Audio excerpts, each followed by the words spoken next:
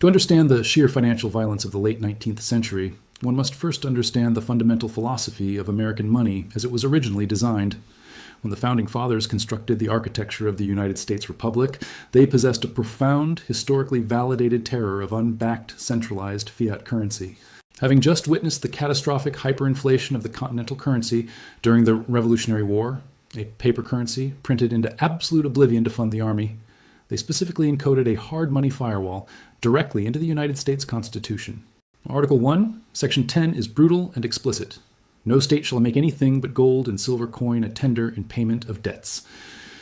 This was not a casual suggestion. It was a legally binding mandate for a bimetallic monetary system. The United States was entirely anchored to two distinct physical metals. Under the Coinage Act of 1792, written by Alexander Hamilton, the nation operated on a strict mathematically fixed ratio between the two metals, but the true genius of the original system, and the mechanism that guaranteed economic sovereignty for the working class, was a statutory right known as free coinage. This meant that the minting of money was not a monopoly controlled by a central bank. If a pioneer, a miner, or a farmer came into possession of raw, physical silver bullion, they possessed the absolute statutory right to walk into a United States mint facility, hand the raw metal to the assayer, and have it struck into legal tender silver dollars, free of charge. They could literally dig wealth out of the earth and instantly convert it into the highest form of sovereign money. This bimetallic system created a fascinating, deeply ingrained sociological divide within the American economy. Gold and silver were not merely different elements on the periodic table. They represented two entirely different economic classes. Gold was the money of the international financier, the Wall Street banker, and the wealthy Eastern establishment. Because of its extreme density and high value, gold was used to settle massive sovereign debts and conduct large-scale international trade with the empires of Europe. Silver, however, was the money of the people. It was the transactional lifeblood of the agrarian economy. It was the money used by the farmer in Kansas to buy seed, by the mechanic in Chicago to pay rent, and by the pioneer pushing into the western frontier to purchase supplies. Because silver was historically more abundant than gold, it ensured that there was a sufficient volume of physical currency circulating through the lower and middle tiers of the economy, preventing the financial system from locking up and suffocating the working class. This delicate balance was shattered by the immense financial trauma of the American Civil War. To fund the staggering logistical costs of the Union Army, the federal government had suspended the convertibility of paper money into gold and silver, printing hundreds of millions of unbacked paper notes known as greenbacks. The inevitable result was massive, grinding inflation. However, inflation is a double-edged sword. While it destroys the purchasing power of savings, it is an absolute miracle for a specific class of people, debtors. During the mid-19th century, the American agricultural sector was heavily leveraged. Millions of farmers had taken out massive mortgages from Eastern banks to buy land, tractors, and seed. Because the greenbacks had heavily inflated the money supply, the farmers were able to sell their wheat and corn for higher nominal prices, making it incredibly easy to pay back their fixed-rate bank loans. The Wall Street banks and the European financiers who had issued these loans watched in absolute horror as the value of their debt portfolios evaporated. A loan issued in hard, valuable pre-war money was now being paid back in depreciated, inflated paper. The creditor class realized that if they wanted to preserve their immense wealth and maintain their financial dominance over the agrarian and industrial working classes, they had to forcefully contract the money supply. They needed to engineer a massive deflationary event. They needed to destroy the greenbacks and return the United States to a strict hard money standard. But they did not want to return to the bimetallic standard of both gold and silver. They wanted to return to a standard based exclusively on gold. Their desperation for a gold-only standard was accelerated by a terrifying geological discovery in the American West. In 1859, prospectors in Nevada stumbled upon the Comstock lode. It was the most concentrated, massive deposit of silver ever discovered in human history. As industrial mining operations scaled up throughout the 1860s, a veritable tsunami of physical silver was preparing to hit the global market. The Eastern Banking Syndicate looked at the Nevada mountains and performed a ruthless mathematical calculation. If the bimetallic system remained legally intact, the millions of ounces of silver pouring out of the Comstock lode would be legally entitled to free coinage. Miners would take this massive new supply of silver directly to the U.S. Mint, striking millions of new silver dollars. This would drastically expand the domestic money supply, ensuring continued inflation, artificially keeping crop prices high, and allowing the indebted farmers to easily pay off their mortgages. The silver of the West was an existential threat to the wealth of the East. To protect their balance sheets, the financial elite realized they had to sever silver from the United States monetary system before the Nevada silver tsunami arrived at the mint doors. But they faced a massive political hurdle. They could not simply introduce a bill in Congress titled, "An Act to Destroy the Money of the Working Class and Enrich the Wall Street Banks." The American public, heavily reliant on silver for daily commerce, would have rioted. The agrarian voting bloc was far too powerful. The demonetization of silver had to be executed with absolute surgical stealth. It had to be buried so deeply in bureaucratic jargon that neither the public nor the vast majority of elected representatives would ever realize what was happening until it was far too late. The architect of this legislative deception was John J. Knox, the deputy comptroller of the currency, a man deeply aligned with the conservative hard money banking establishment. In 1870, Knox was tasked with drafting a bill to reorganize the laws governing the United States Mint. The resulting document was an absolute masterpiece of weaponized boredom. It was a massive, sprawling, 60-page manuscript containing nearly 70 individual sections of dense, mind-numbing administrative code. It detailed the exact salaries of the mint directors, the bonds required for mint clerks, the protocols for assaying minor copper coins, and the exact weight tolerances for the nickel. It was presented to Congress purely as an administrative housekeeping measure, a simple codification of existing mint procedures designed to streamline operations. It was debated on and off for nearly 3 years, passing back and forth between the House and the Senate. Because the bill was so agonizingly tedious, and because it was framed strictly as an administrative reorganization rather than a fundamental shift in national monetary policy, the vast majority of lawmakers barely paid attention to it.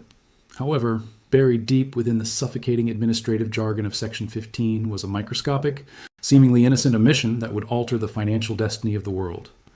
Section 15 explicitly listed the specific legal coins that the United States Mint was authorized to strike.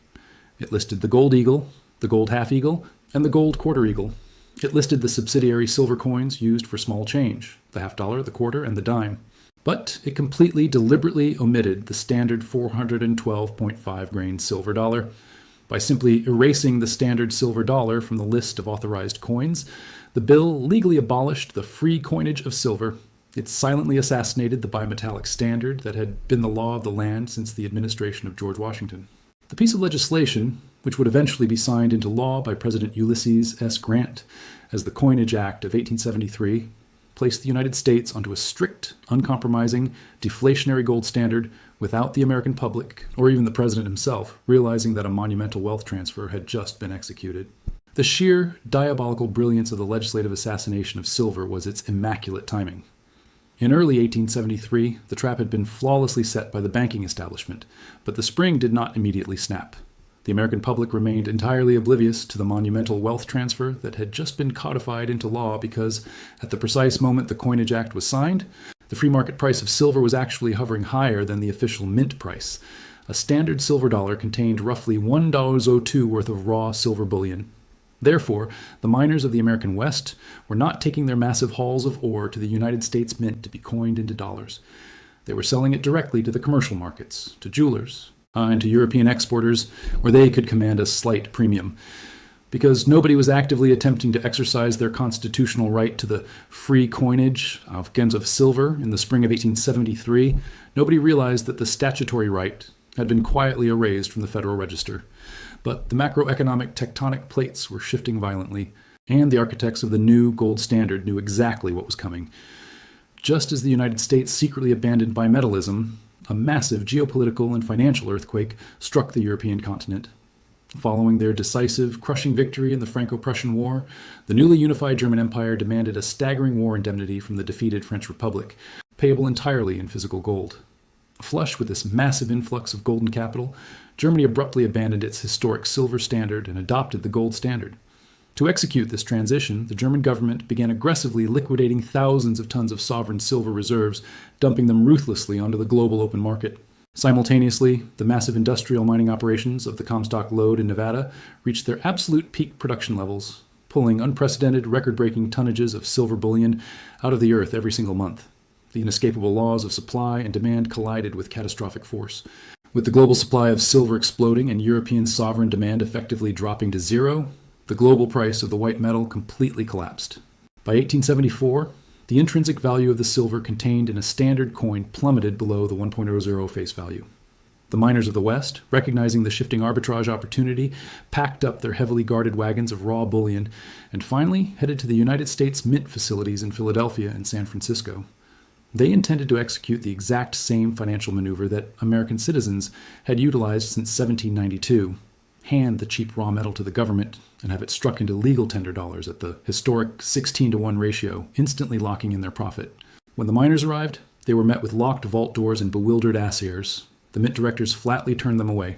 They informed the miners that under the new rules established the previous year, the United States government was no longer legally authorized to strike standard silver dollars for the public. The free coinage of silver was dead. The realization of what had occurred ripped through the American West and the agrarian South like a shockwave. The working class, the farmers, and the mining syndicates suddenly understood the magnitude of the legislative deception. They had been structurally locked out of the monetary system. The outrage was visceral, absolute, and deeply paranoid. The working class did not view this as a simple bureaucratic oversight or a misguided economic policy. They viewed it as a sinister, premeditated conspiracy engineered by the Eastern Banking Syndicate and British financiers to intentionally strangle the American money supply. This event was immediately branded with a moniker that would echo through American political history for the next 30 years. The mechanical consequence of this crime was the deliberate engineering of a massive, suffocating, deflationary death spiral.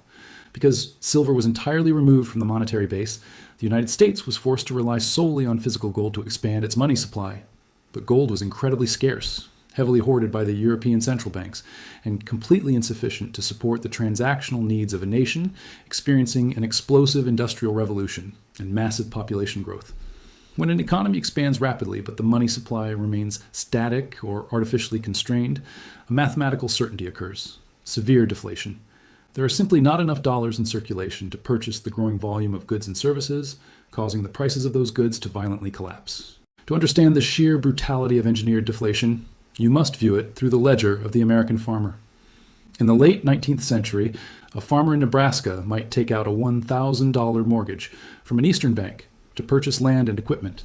At the time the loan was issued, the price of wheat was roughly $2 a bushel. This meant the farmer needed to grow and sell 500 bushels of wheat to entirely pay off the principal of his debt. But after the crime of '73, the money supply was choked off. The price of wheat, starved of circulating currency, plummeted over the next 2 decades, eventually hitting $0.50 a bushel. The nominal debt of $1,000 written on the bank's contract remained exactly the same, but the true or real-world burden of that debt had quadrupled. The farmer now had to grow 2,000 bushels of wheat just to break even with the bank.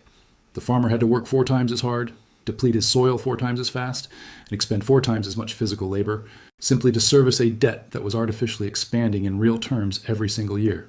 The inevitable result was mass systemic insolvency. Millions of farmers defaulted on their loans. The Eastern banks aggressively executed foreclosures, sending armed sheriffs to physically evict families from land they had worked for generations. The banks acquired the physical, productive assets of the nation, the farmland, the homesteads, the equipment, for absolute pennies on the dollar. The deflationary environment engineered by the gold standard was a paradise for the creditor class. Their accumulated wealth, denominated exclusively in scarce gold, exponentially increased in purchasing power every single year simply by sitting completely idle in a steel vault. They did not have to build factories, invent new technologies, or risk capital in physical production. They merely had to restrict the supply of money and watch as the productive assets of the working class were mathematically vacuumed onto their balance sheets. The immediate macroeconomic fallout of the Coinage Act was the catastrophic panic of 1873. Just months after the gold standard was secretly codified, the fragile, credit-starved American financial system collapsed under the weight of massive railroad speculation. The failure of J. Cook and Company, one of the most powerful investment banks in the nation, triggered a cascading chain reaction of bank runs and corporate bankruptcies. Without the elasticity and volume that the free coinage of silver would have provided to the monetary base, the banking system possessed no shock absorbers. The United States plunged into what was known at the time as the Great Depression, a horrific period of economic contraction that lasted for 65 consecutive months, making it the longest recorded period of continuous economic shrinkage in American history. The human toll was staggering. Over 18,000 businesses completely failed. The unemployment rate spiked to an estimated 14%, leaving millions of men wandering the country looking for day labor. Homelessness exploded across the industrial centers of the North and the agricultural hubs of the Midwest. Desperation fueled violent labor strikes, culminating in the Great Railroad Strike of 1877, which saw the federal government deploy heavily armed troops to crush the starving, striking workers in cities across the nation.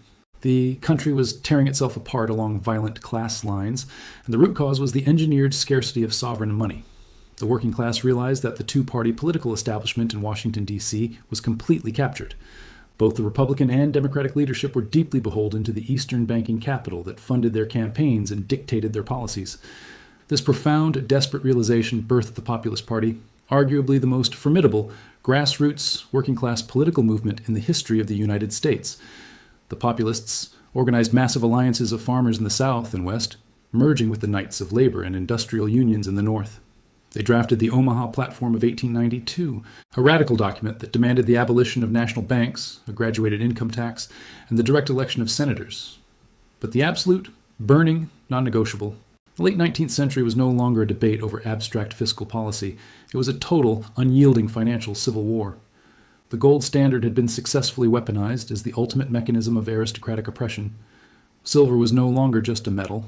It was the symbol of economic liberation, the only mathematical weapon the working class possessed to break the stranglehold of the banking syndicate and inflate away the crushing burden of their engineered debts. By the mid-1890s, the simmering financial civil war ignited into an absolute political inferno. The engineered deflation of the gold standard had pushed the American working class to the absolute limits of physical and psychological endurance. The catalyst for the final explosive showdown was the Panic of 1893, a devastating economic collapse that dwarfed even the Depression of the 1870s. Massive railroad conglomerates imploded, over 500 banks completely failed, and the unemployment rate skyrocketed toward 20%.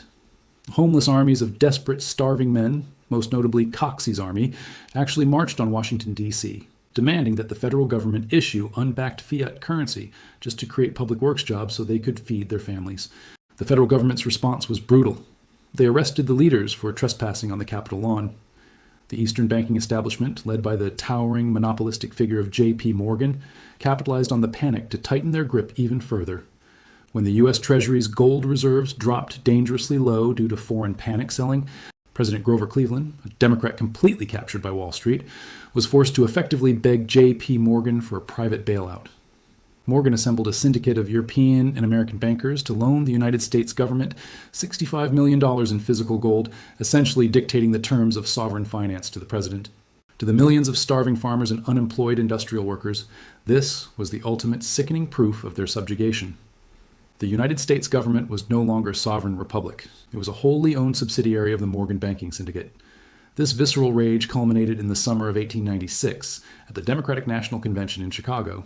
The populist insurgency, having abandoned the fringes, staged a massive hostile takeover of the Democratic Party apparatus.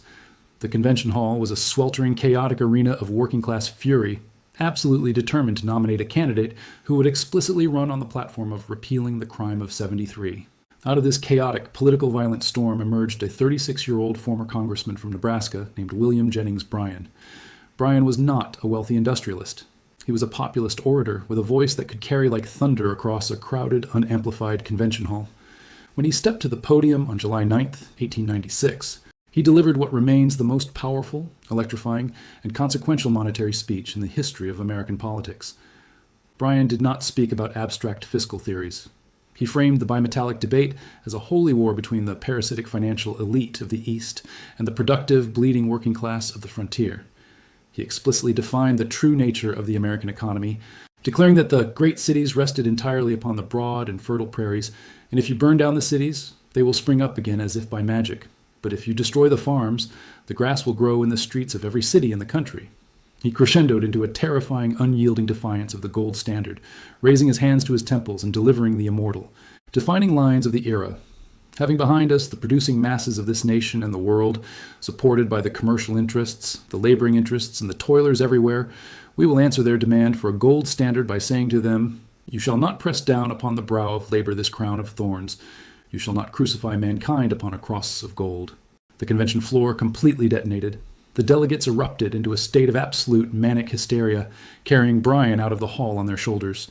He secured the Democratic nomination for the presidency, merging the populist rage into a unified, lethal political weapon aimed directly at the heart of Wall Street.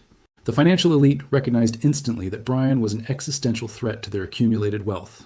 If Bryan won the presidency and remonetized silver, the money supply would violently expand, inflation would wipe out the real value of their massive debt portfolios, and their stranglehold on American capital would be broken.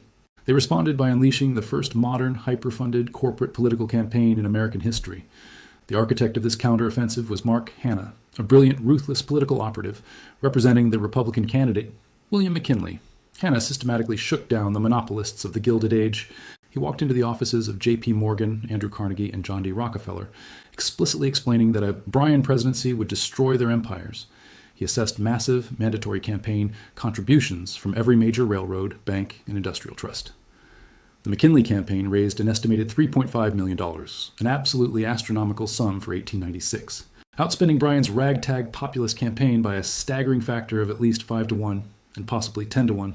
The banking syndicate did not just use this money to print millions of pamphlets and flood the newspapers with anti-silver propaganda. They used the raw, coercive power of capital to terrify the working class. Factory owners across the industrialized North and Midwest inserted slips of paper into the pay envelopes of their workers on the Friday before the election. The message was brutal and legally coercive. If William Jennings Bryan is elected on Tuesday, the whistle will not blow on Wednesday. The factory will be closed. Banks notified farmers that if Bryan won, their mortgages would not be renewed, and they would be immediately foreclosed upon. It was a campaign of pure, unadulterated financial terrorism. The extortion worked. In November 1896, William McKinley narrowly defeated William Jennings Bryan. The massive populations of the industrial Midwest, terrified of losing their factory jobs, broke for the gold standard. The populist revolution was mathematically crushed. 4 years later, the victory of the creditor class was permanently codified.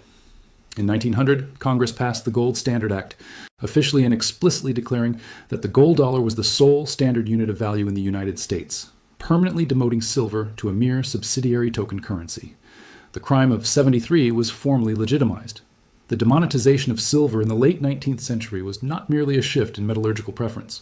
It was the foundational, original sin of modern American financial centralization. By eliminating the free coinage of silver, the government stripped the working class of their ability to organically expand the money supply through their own labor and mining. It forced the entire nation onto a rigidly inelastic gold standard that was completely controlled by a tiny, insular syndicate of New York and London bankers. But the ultimate tragic irony of this engineered gold monopoly is that it directly birthed the monster that the agrarian populists feared most. Because the gold standard was mathematically rigid and subject to massive, devastating liquidity panics when the bankers hoarded the metal, the elite soon realized they needed a more flexible mechanism to protect their own insolvent institutions during crises. 13 years after the Gold Standard Act was signed, using the very instability they had engineered as the justification, the banking syndicate drafted and passed the Federal Reserve Act of 1913. They replaced the inelasticity of gold with the infinite elasticity of fiat debt, successfully transferring the monopoly of money creation entirely into their own private, centralized hands. The modern financial matrix that bleeds the working class today, the endless inflation, the staggering national debt, the completely detached financialized stock market, is the direct evolutionary descendant of the crime of '73.